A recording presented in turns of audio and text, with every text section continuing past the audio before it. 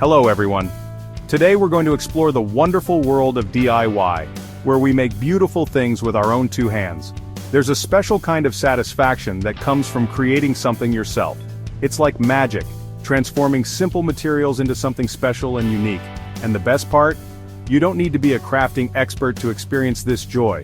Today we'll be making a charming paper house, a project perfect for beginners, and a fun activity for all ages. So gather your supplies and let's embark on this creative journey together. Before we start building, let's gather our tools. Don't worry, we won't need anything fancy. For our paper house, you will need construction paper. Choose your favorite colors to make your house bright and cheerful. Scissors. Remember to use them carefully. Glue or tape, either will work, but glue might be a little less messy. A ruler, this will help us make nice, straight lines. And a pencil, for light marking and sketching our design. That's it. We like to keep things simple here. Now that we have everything we need, let's move on to the exciting part, building our very own paper house. Now comes the fun part. Let's build.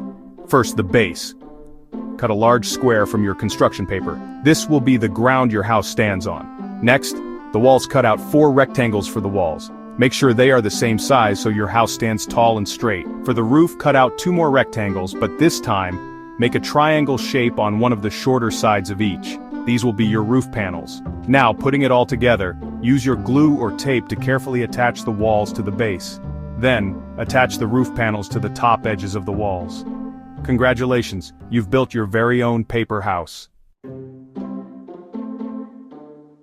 Now that you have a beautiful blank canvas, let's add some personality.